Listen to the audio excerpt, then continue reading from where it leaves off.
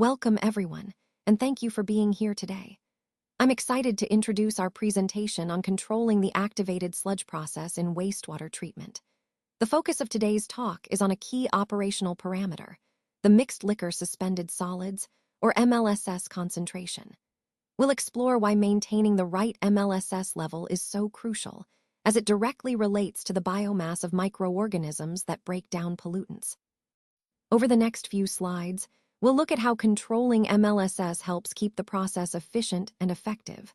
So let's get started.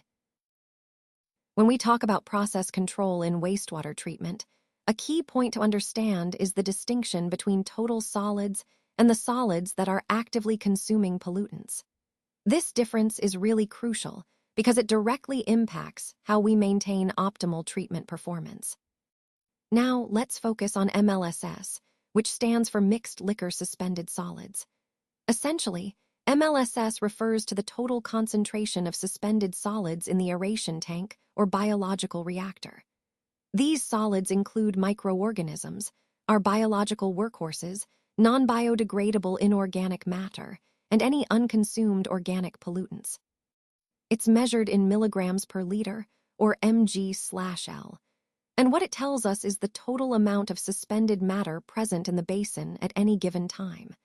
Understanding MLSS helps us gauge the overall biological activity and solids concentration, but it's just part of the story.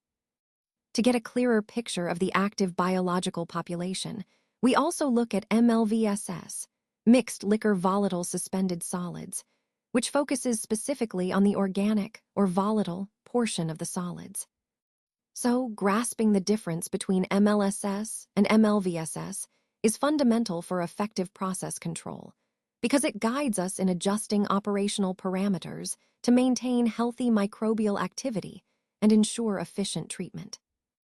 Operators often use the ratio of MLVSS to MLSS to evaluate the health and activity of the biomass in the system. A higher ratio generally indicates a more active and healthy biological system, which means the treatment process can handle more organic load effectively. Now, let's talk about the non-volatile fraction. This represents inert material like grit or chemical precipitates that don't play a role in biological treatment. It's important to understand because it doesn't contribute to the breakdown of waste or oxygen demand.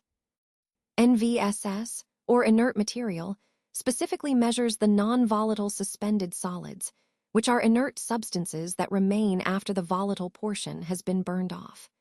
This helps us distinguish between the organic, living part of the biomass and the inert material. Moving on to MLVSS, or active biomass, this measures all suspended matter in the aeration basin, expressed in milligrams per liter. It includes both the living microorganisms and inert materials, but the key focus is on the active, organic portion that's responsible for consuming BOD. Finally, MLSS, or total solids, includes everything suspended in the water, both the active biomass and the inert materials. The critical distinction between MLSS and MLVSS is that MLVSS represents the organic, active part, while MLSS is the total suspended solids, including inert materials. Understanding this difference is vital for accurately assessing biological activity and system performance. Understanding the MLSS concentration is crucial because it directly impacts several key operational parameters that determine how successful our wastewater treatment process will be.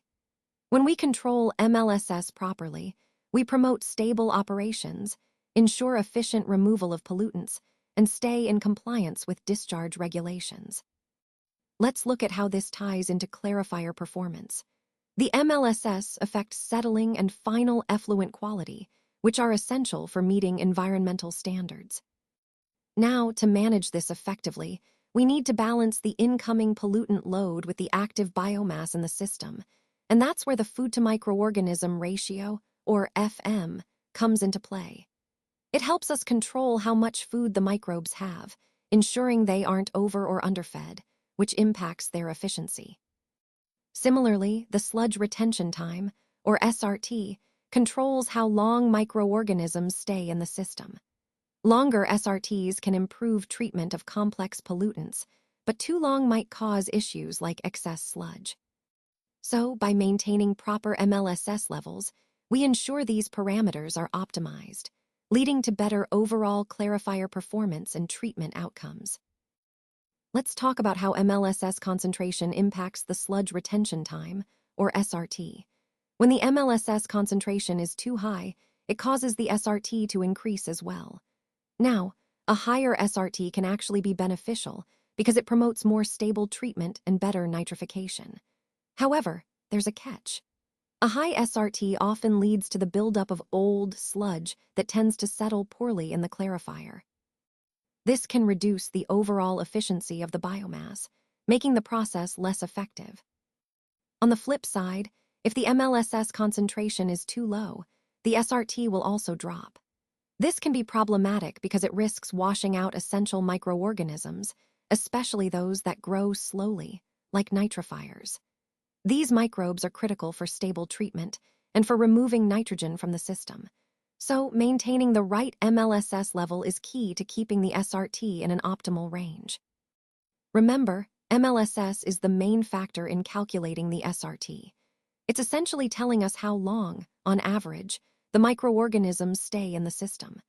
This parameter is fundamental because it helps us maintain the right microbial population to ensure effective treatment.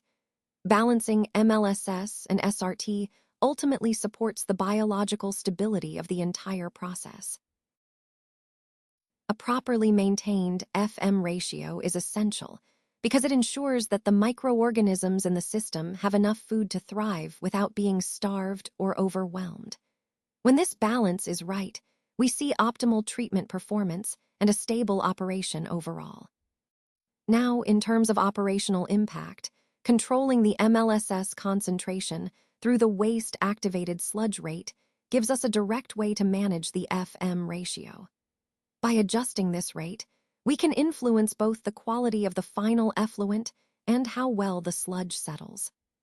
The control mechanism here revolves around the MLSS concentration, specifically MLVSS, which we use to calculate the FM ratio. This ratio is our primary tool for maintaining the right balance between the incoming pollutant load, mainly BOD, and the active biomass in the system. Ultimately, the food-to-microorganism ratio, or FM ratio, is the key control parameter. It helps us ensure that the microorganisms are neither starved nor overloaded, leading to consistent, effective treatment and stable plant operation. Now, let's talk about the importance of MLSS concentration in the secondary clarifier. When the concentration is too low, it can lead to inefficient pollutant removal because the biomass isn't sufficient to treat the wastewater effectively. Additionally, this can cause the growth of dispersed or poorly flocculating biomass, which won't settle properly and can be washed out with the effluent.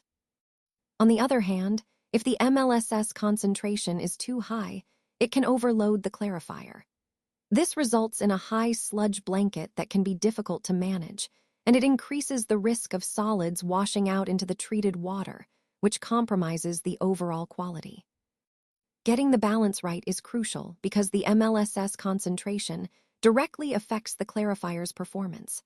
A well-optimized MLSS level ensures that the biological solids settle properly, producing high-quality effluent. This final separation step, after biological treatment, is vital for meeting discharge standards and maintaining the stability of the entire process. So, maintaining the right MLSS concentration is truly the key to effective and reliable secondary clarifier operation. Operators adjust the rate of WAS, or sludge removal, to keep the MLSS at the desired set point. They base this adjustment on lab results to ensure optimal process performance. Moving on to process adjustment, to find the MLVSS, we take the same solids captured on the filter and place them into a muffle furnace at 550 degrees Celsius, which is about 1022 degrees Fahrenheit. The weight lost after ashing tells us the MLVSS concentration. Now, regarding the volatile suspended solids, or VSS test, we filter the sample, dry it at a temperature between 103 and 105 degrees Celsius, or roughly 217 to 221 degrees Fahrenheit, and then weigh it. This final weight, converted to milligrams per liter, gives us the MLSS concentration. For the total suspended solids, or TSS test, we collect a representative sample of the mixed liquor, ideally from a well-mixed zone in the aeration basin. This ensures our results are accurate. Sampling is a critical step because the MLSS concentration we determine analytically in the lab is what guides our operational decisions. Accurate testing is essential for maintaining control of the process and ensuring that our treatment remains effective. Finally, when measuring MLSS and MLVSS, we rely on laboratory analysis methods that give us precise data.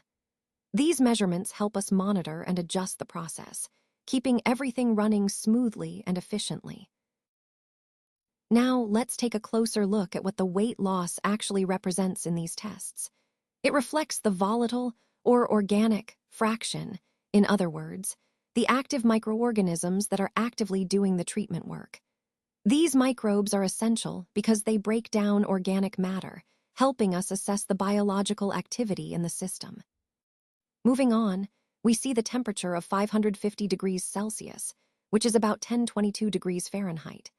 This is a critical point because at this high temperature, the volatile suspended solids test allows us to distinguish between living biomass and inert material. Essentially, when we heat the dried solids in a muffle furnace, all the organic matter burns off, leaving behind inorganic, inert material. This process helps us measure the active microbial biomass precisely. The key here is that this temperature range ensures complete drying without causing the volatilization of organic compounds. It's carefully chosen so that we're only removing moisture, not losing any of the organic material we're interested in measuring. Next, let's look at the total suspended solids test. This test captures all suspended matter in the sample, both inorganic and organic. After filtering a known volume of mixed liquor, we dry the filter at specific temperatures, between 103 and 105 degrees Celsius, to remove all moisture but keep the solids intact. This way, we get an accurate measure of the total suspended solids in the sample.